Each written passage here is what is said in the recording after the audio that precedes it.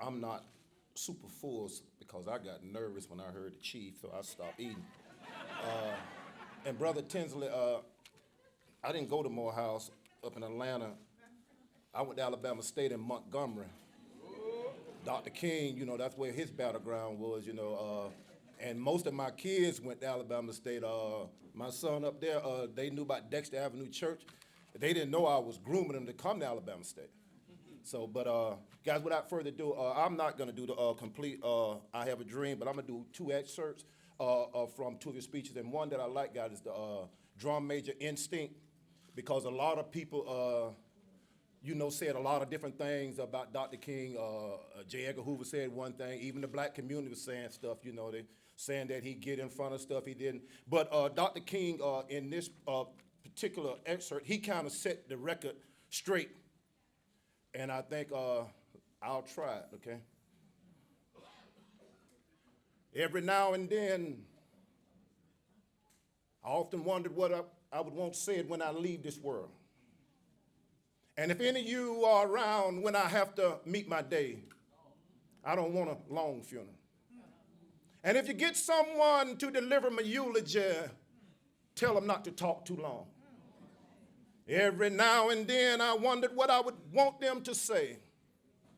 Tell them not to mention that I have a Nobel Peace Prize. Tell them not to mention about the 300 or 400 other awards. Tell them not to mention where I went to school. But I would want someone to mention on that day that Dr. Martin Luther King Jr. tried to live his life serving others. I would want someone to mention on that day that I tried to be right on the war question. I would want someone to mention on that day that I did try my life to feed those who are hungry. I would want someone to mention on that day that I did try my life to clothe those who were naked. I would want someone to mention on that day that I did try my life to visit those who were in the prisons. I would want someone to mention on that day that I tried to love and serve humanity. Yes, if you want to say that I was a drum major, say that I was a drum major for justice. Say that I was a drum major for righteousness. Say that I was a drum major for peace. And all of the other shallow things would not matter.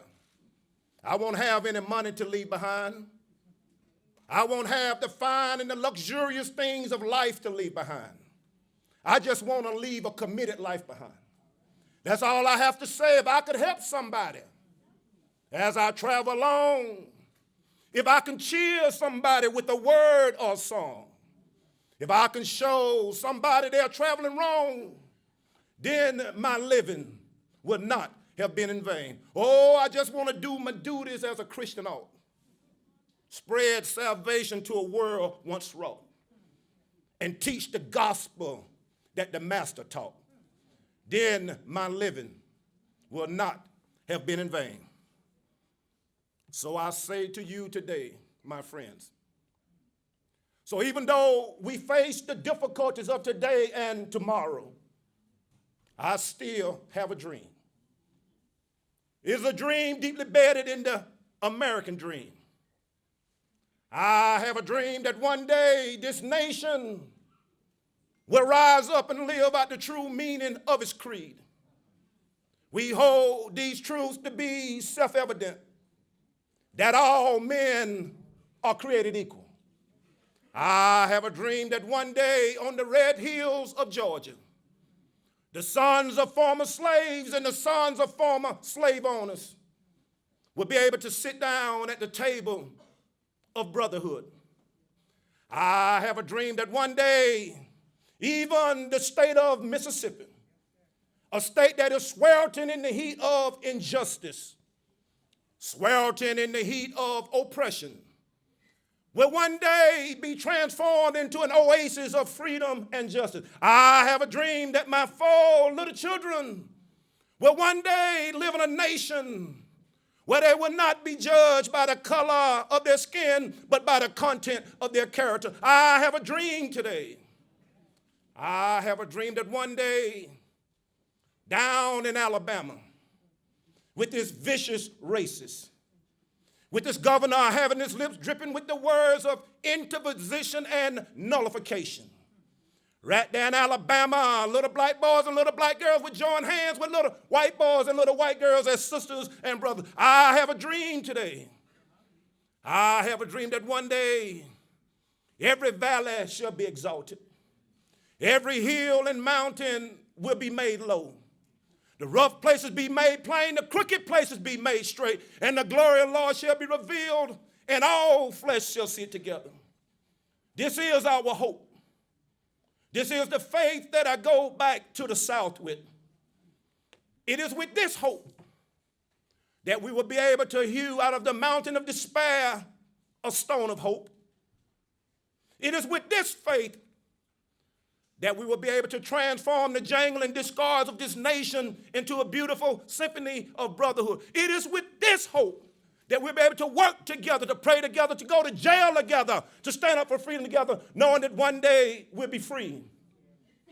This will be the day when all God's children will be able to sing with new meaning, my country, 'tis of thee. Sweet land of liberty, of thee I sing. Land where my father died, land of the pilgrim's pride. From every mountainside, let freedom ring. And if America's to be a great nation, this must become true. So let freedom ring from the prodigious hilltops of New Hampshire. Let freedom ring from the mighty mountains of New York. Let freedom ring from the heights and Alleghenies of Pennsylvania. Let freedom ring from the snow-capped Rockies of Colorado. Let freedom ring from the curvaceous slopes of California. But not only there, let freedom ring from Stone Mountain of Georgia. Let freedom ring from Lookout Mountain of Tennessee. Let freedom ring from every hill and molehill of Mississippi. From every mountainside, let freedom ring. And when we do this, when we allow freedom to ring, when we allow it to ring from every village and from every hamlet, from every state and from every city, then will we speed up that day when all God's children, yes, black men and white men, Jews and Gentiles, Protestant and Catholic, will be able to join hands and sing in the words of the old Negro spiritual, free at last, thank God Almighty, we're free at last.